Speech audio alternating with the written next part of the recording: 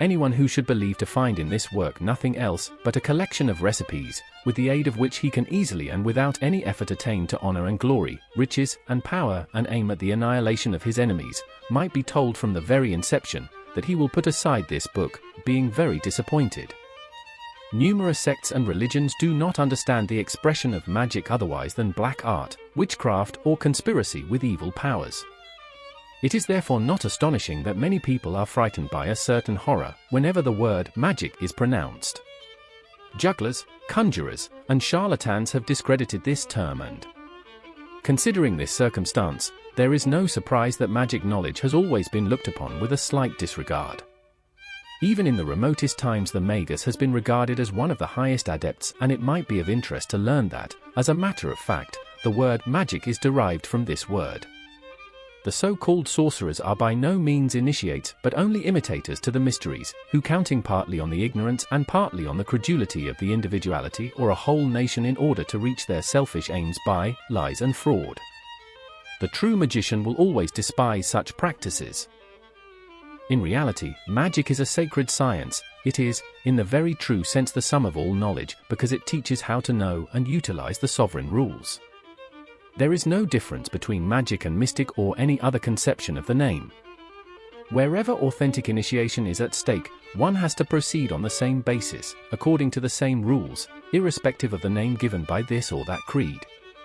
Considering the universal polarity rules of good and evil, active and passive, light and shadow, each science can serve good as well as bad purposes.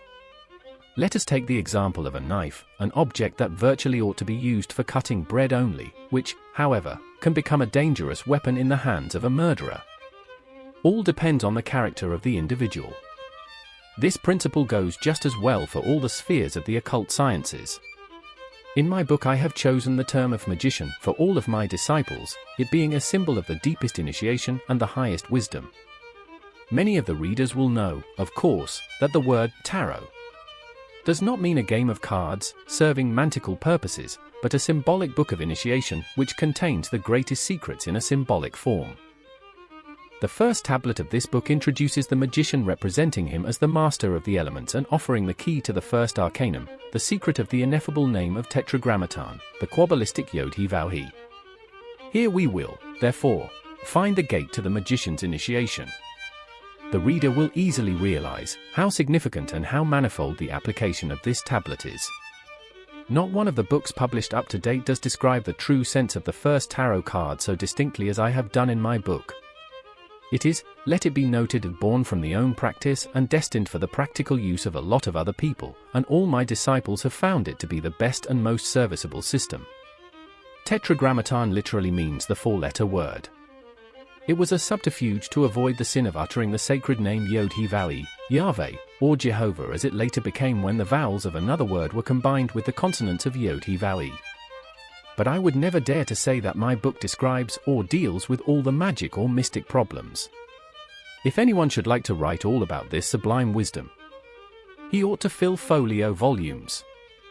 It can, however, be affirmed positively that this work is indeed the gate to the true initiation, the first key to using the universal rules.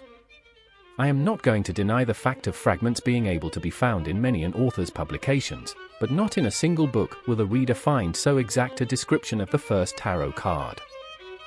I have taken pains to be as plain as possible in the course of the lectures to make the sublime truth accessible to everybody.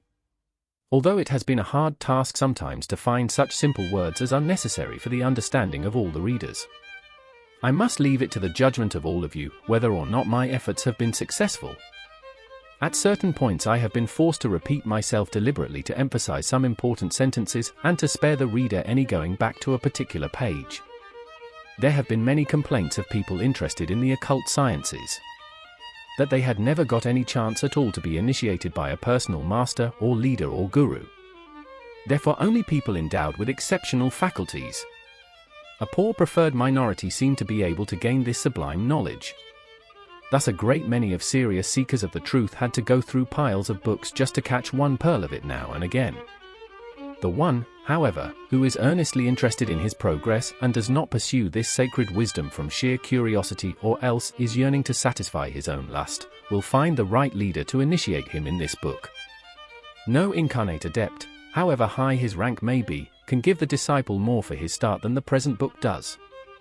If both the honest trainee and the attentive reader will find in this book all they have been searching for in vain all the years, then the book has fulfilled its purpose completely.